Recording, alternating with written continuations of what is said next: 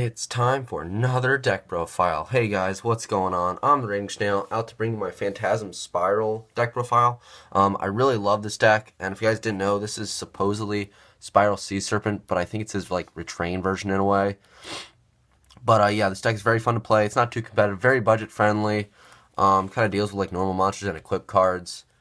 And yeah, let's start off with the main deck. We just play 3 of the Phantasm Spiral Dragon.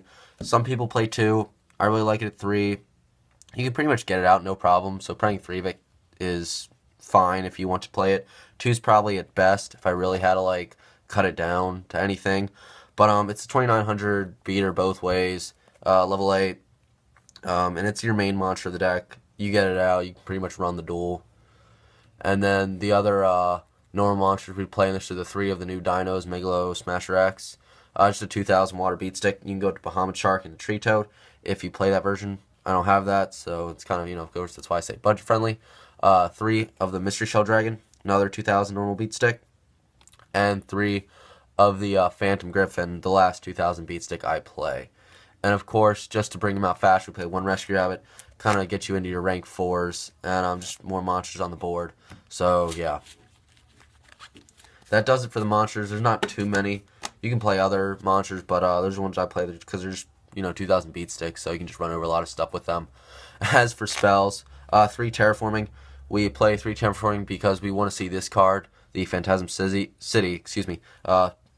because this card is absolutely amazing, and it's treated as Umi. So a lot of old cards that usually interact with Umi, you can use this, and you'll see some cards in this deck profile that will gain advantage because its name is treated as Umi.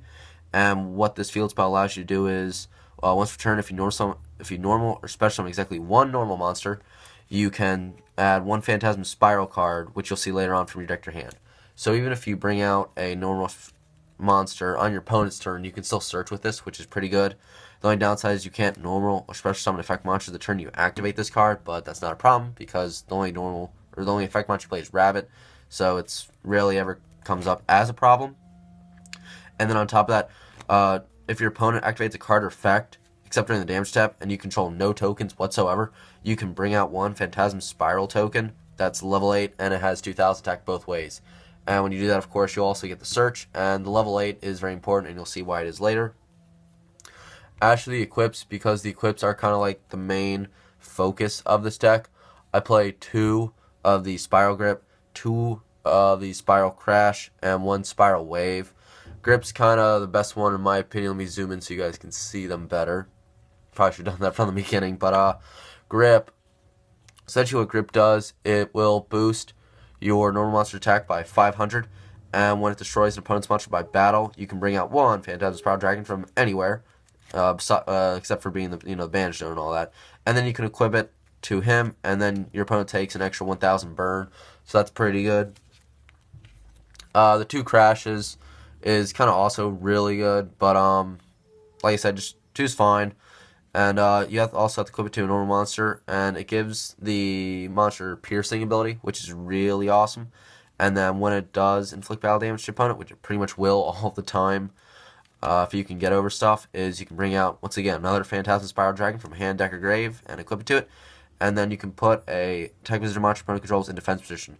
So essentially, with these equips, when you destroy a monster and they take damage, you get to bring out your Phantasm, and then you get to still attack with the Phantom Dragon because you're still in the battle phase. And yeah, so it really gets over some stuff, and just clears the board, and it just deals with a lot of damage to your opponent, which is always a fun thing to do. And then the Spiral Wave, just one of. I don't really like this equip. It's okay. It just states that the first time the equipment should be destroyed by battle each turn. It's not, so it doesn't really have too much utility. But its upside is at the end of the battle phase, if the monster battled at all, you can bring out the Phantasm Spiral Dragon and equip it, and then if your opponent has a hand, they have to pitch a card. So that's kind of some bonus there. Obviously, if your opponent has a deck where they don't really care about pitching cards, you can always side this out, and one of it's just fine, just an extra search. That does it for the Phantasm Spiral support for the spells. We also play 3 Unexpected Die just to get out your normal monsters faster. This card's really good in this deck, and you can pretty much always see it turn 1, and it's never really a problem at all. We also play 3 Heat Wave. For those of you who don't know what it does, because it's kind of an old card, You have to activate it at the start of your main phase 1, and during the turn you play this, neither player can normal or special summon an effect monster until your next draw phase. So you pretty much activate this, you can go off, do whatever plays you want, and your opponent will pretty much sit there and cry because it's very unlikely they'll have an effect monster or a normal monster they can play. So it locks them out of their turn. The last spell I play is Frustrating Bargain. Another old card, I guess. This card is so trolly because you send a special summon monster from either side of the field to the graveyard, and then you can special summon a level 4 or lower normal monster from your hand. So this can get over really any problem card, especially one that can't be targeted. And you can really just sack your opponent. A lot of times you can send like a Crystal Wing your opponent has, or a like Dark Destroyer if they still play that. Yeah, very fun card, very trolly. And that's really about it. It does it for spells. I don't really play Raigeki or Twin Twister, those staples. You don't really need them in this deck, and you can always sign them in, of course. And there's other things you can play, such as this, one of the traps, the Phantasm Spiral Battle. This probably is the best trap in this deck, and what it does is if you control normal monsters, just minimum 1, you can target one card your opponent controls and pop it. And with that Umi, the pacifist, that Forgotten City, or I'm sorry, not Forgotten City, the Phantasm City. While it's on the board, you can activate this from your hand. So typically you want to summon a normal monster, and you can search this, and then during your opponent's turn, if you'll have Pacifist out, you can just activate this whenever and drop it on your opponent, which is pretty awesome. And then, or if they activate a card and you can bring out a token, then you can still search this, which is pretty cool too. And then you can also banish this card from the graveyard to target a normal monster you control, and equip that normal monster with all Phantasm Spiral cards to it. So yeah, this card's pretty awesome. We also play 3 of the Spiral Power. You could probably cut this down to 2. I really like this card. I think it's really good. What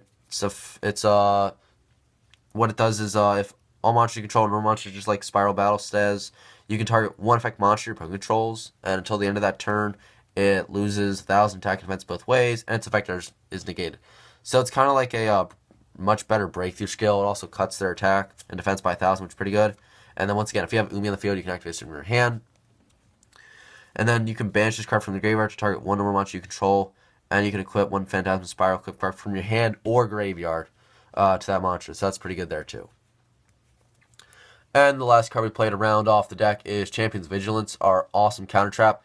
This card's kind of broken in this deck because as long as you have Phantasm Spiral Dragon or that token pretty much on the field, this is pretty much a live Solemn Judgment. It will negate pretty much anything as long as you have that level 7 or higher normal monster.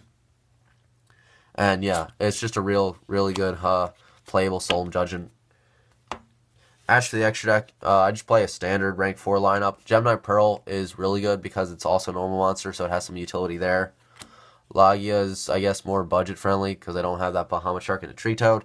And Lagia is just another Solemn Judgment you can go to with Megalo Smasher. Harlan Draco is good because while you have Umi up, your opponent can't attack this guy, and you can always detach to attack directly, which is really good for when you go into time. Emerald is also a really good recommendation I play for rank 4 in this deck because you can just recycle anything in your graveyard. The monster specifically, though. And then, of course, some other stuff. Samurai and Cowboys, just for some extra damage. Ragnar Zero, just for that extra draw. Diamond Dire. I'll try Totem Dragon when I get my hands on one. Right now, I just don't feel like paying for one. One Dweller, one 101, one Dark Rebellion, just get over problem cards. Diamond Crab King also gets over problem cards. One Castell, of course. One F-Zero, when all your stuff is dead. And, of course, one Scarlight to round off the extra deck. Anyway, guys, thank you so much for watching. Until next time, this is Raging Snail signing out. See you guys later.